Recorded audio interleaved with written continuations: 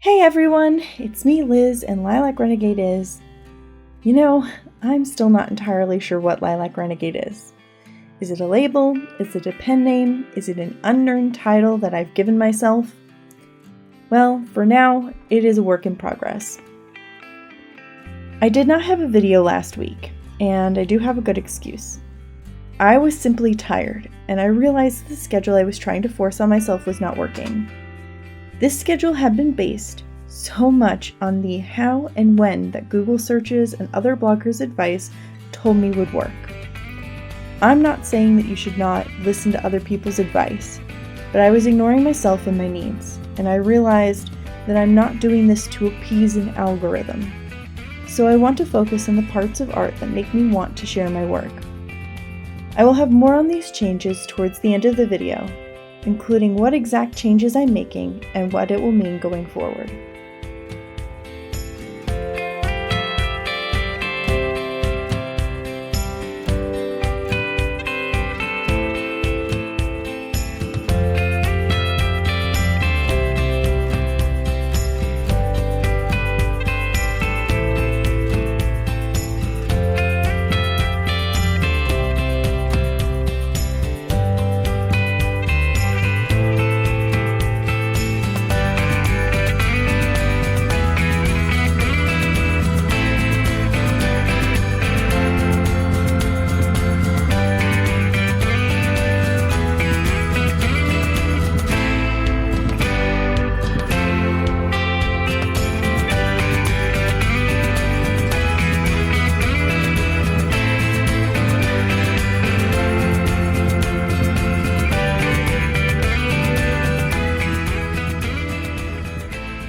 Before I get too much into the logistics of my channel, I want to talk about a few things related to our favorite, or former favorite, drawing challenge.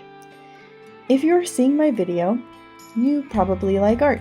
And if you like art, you probably watch other art videos.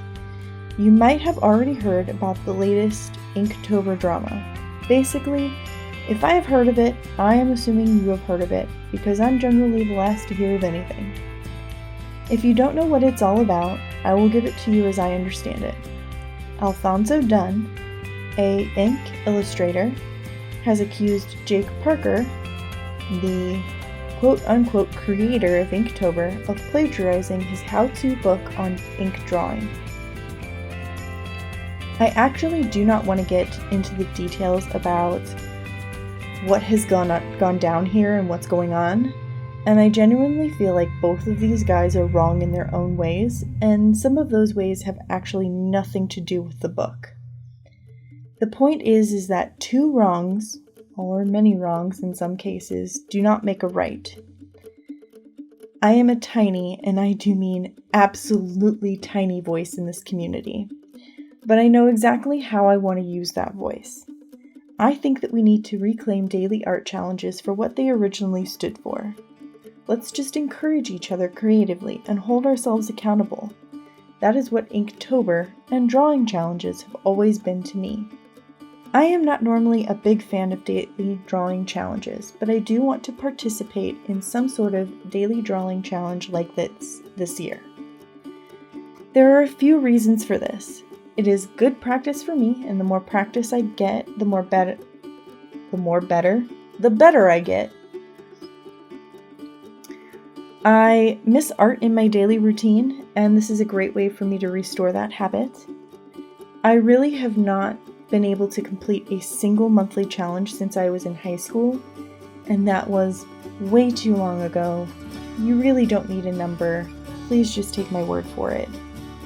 So, I would invite you to be creative in whatever way you feel like this October with me. And we do have a lot of options. You don't even have to do traditional art medium.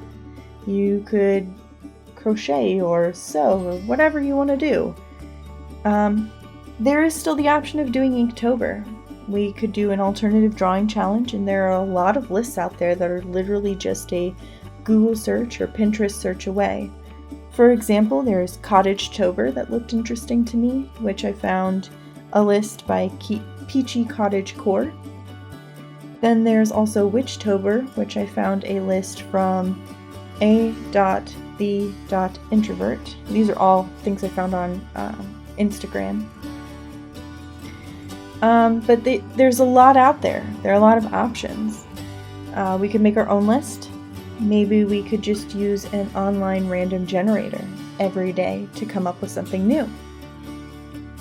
Or we could even just practice things that challenge us as artists. Maybe you struggle with putting backgrounds in, and so you just want to work on backgrounds. Or maybe you really have trouble drawing hands, and so you want to spend some time drawing hands. I don't know. What are your thoughts? Maybe leave me a comment with your suggestions. As this is a part 1 video, I will not be making up my mind now, and maybe I can reveal my decision in part 2.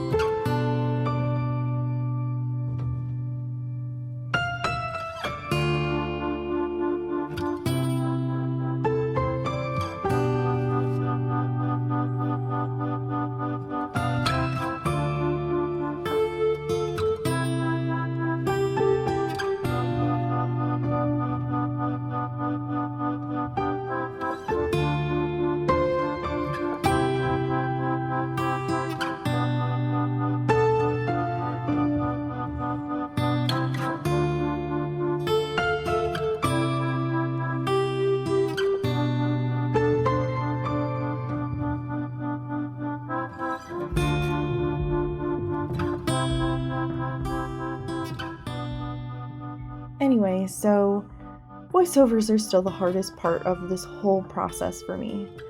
So let me just go ahead and take a minute to tell you about the process behind this piece. It is a pretty intense one, and I think it took me like 3 days to complete altogether. This is pretty old footage, and at least the first part does not follow the original plan that I had when picturing the entire video. The main medium I use at this point is micron pens on 100% cotton watercolor paper. I like to use micron pens because they won't bleed when water is applied later. And I will go ahead and give you a little spoiler, the second part is going to be watercolor. I know you're terribly surprised. This is by far the largest quote-unquote planned doodle I've ever done. It is 9 by 12 inches, and I really paid for it with a sore hand. On the other hand, I have read a few articles that say that this kind of drawing or doodling is good for mental health. I did have the background planned so that the pattern would change roughly every inch with the 12 levels going up. It is based on a book series that later became a movie series. Do you have any guesses? I'll give you 12 hints. The 12 levels that are representative of areas that are in the book, in this order from the bottom up. Luxury goods, defense, technology, fishing, power generation, transportation, lumber, textiles, grain, livestock, crops, and last but not least, mining. Though this technique can be very soothing, I definitely like it better on smaller paper. And I do love combining it with watercolor. I really want to do more of these, and I've done a lot of these in the past. I love doing all kinds of patterns, and especially the kinds of patterns that let you see the negative space as a recognizable shape. One year I did one for Christmas that the negative space looked like a reindeer bust. If I can find a picture of that piece, it is definitely one of my favorite ones. I'll put a little thumbnail of it in the video for you. It was so good. This year, I'm thinking of doing a fall or Halloween version. And I have some ideas that are kind of jack-o'-lantern-ish. And if you have any ideas or suggestions, please feel free to comment below.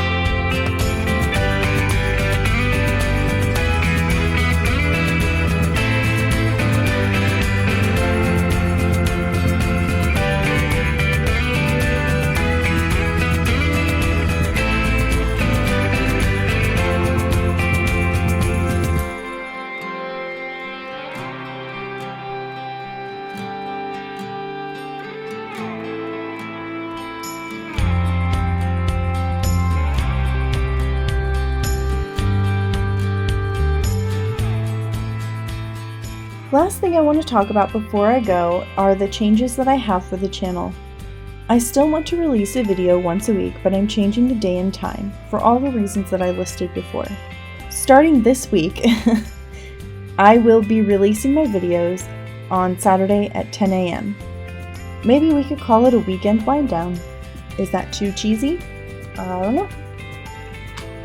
I still want it to be all about art, and I want to keep making finished pieces here. However, I have a lot of art knowledge stored up over the years of failed experiments and learning experiences, and I would love to share that with you guys if you're interested. I also have been considering making some tutorials for elements that anyone could include in their own work. Then there is the idea of doing like art challenges and doing other trends like that. I am always open to suggestions, so please feel free to DM me or leave a comment below. The other thing that I'm going to try to do, and I'm saying this here to hold myself accountable, is I'm working on getting better at marketing myself. And that means right now, more social media. I am not naturally good at this, but I appreciate your help, and I'm at a place where every like or comment is priceless to me. So thank you so very much.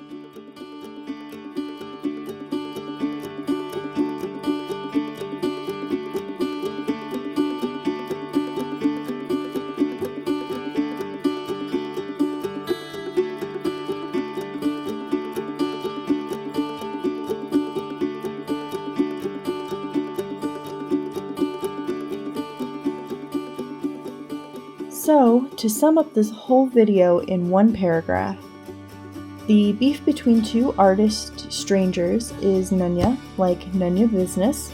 It's not mine either. Let's just encourage each other creatively. And I want to make more stuff like this piece. But I also wanted to talk to you guys and touch bases about the logistics of my channel, which there are some things that are changing, including the fact that I will now post every Saturday at 10 a.m. Please like and subscribe, and don't forget that notification bell because it means a lot to me, and you'll know when the next video is up. I hope to see you again. Thanks so much for watching. Bye-bye!